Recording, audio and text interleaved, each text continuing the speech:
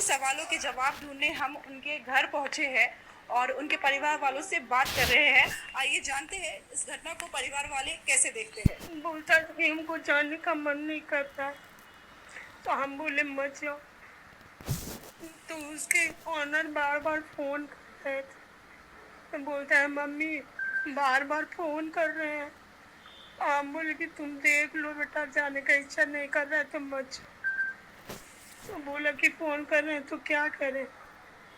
हम बोले सोचो क्या करोगे, लेकिन मेरा दिल करता है कि तू मत जाओ। बेटे की बातों को याद करते हुए जीत शत्रु की मां का गला भर जाता है।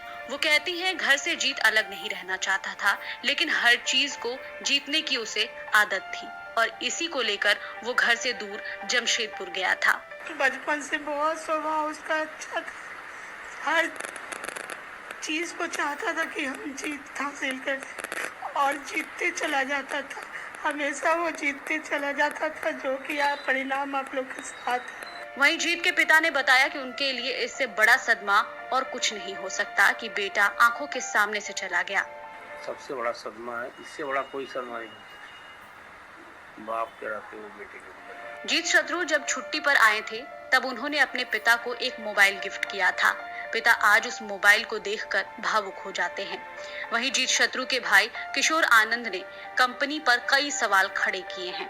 बीच में यहाँ रहे, उसमें वो बताया कि कहीं ना कहीं मैनेजमेंट और जो उनसे जो हायर अथॉरिटी में व्यक्ति है, उनका मानसिक शोषण किसी न किसी तरह से कर रहे हैं। वहाँ पर किसी तरह का कुछ घटना घटा हुआ था और किसी तरह का उन लोगों में आपसी किसी खुल के वो नहीं बोले क्योंकि उतना टाइम भी उनको नहीं मिला, वो निकल गए, लेकिन किसी न किसी से वो स्ट्रेस में थे। वहाँ के वर्किंग ये से जो वहाँ का वर्क था और वो लचर व्यवस्था था, प्लस उनका जो भी प्लेन से लेकर जो भी चीजें थी उसका व्यवस्था तो काफी पुराना था और उसमें सिक्योरिटी पर्पज से कुछ नहीं था। वो जान रहे थे कि कभी ना कभी यहाँ से एक्सीडेंट हो सकता है। जीत जब अंतिम बार घर आए थे, तब वे वापस नहीं जाना चाहते थे, लेकिन विमान कंपनी के संचालक ने उन पर दबाव बनाया और कहा कि जो पैसा अभी बाकी है वो आकर ले जाओ।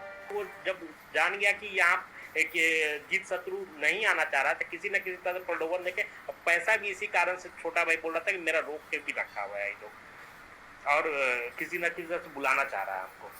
और वहाँ गया तो उसको अब साजिश कहिए चाहे जो भी कहिए, वो प्लेन जो था उनको पकड़ा दिया गया।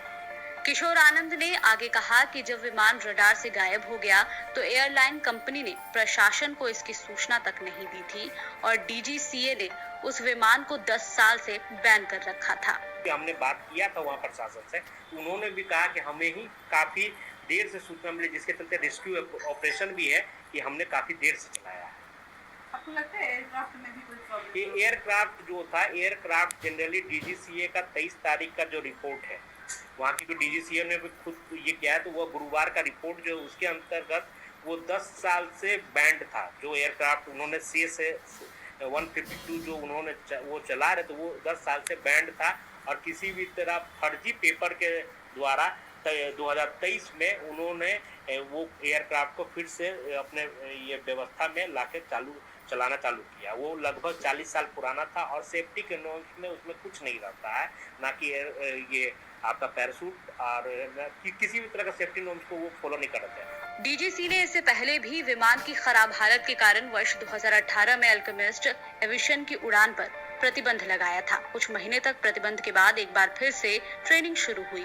इसके बाद 16 मार्च 2022 को भी इस कंपनी के एक विमान का अगला चक्का उड़ान भरने के दौरान नहीं खुला था, लेकिन इस बार कोई कार्रवाई नहीं की गई और अल्केमिस्ट एविएशन ने खराब स्थिति में पायलटों को प्रशिक्षण देना जारी रखा, जिस कारण इतना बड़ा हादसा हो गया। परिवार वालों ने एयरक्राफ्ट कंपनी के ऊपर गंभीर सवाल खड़ा करते हुए कहा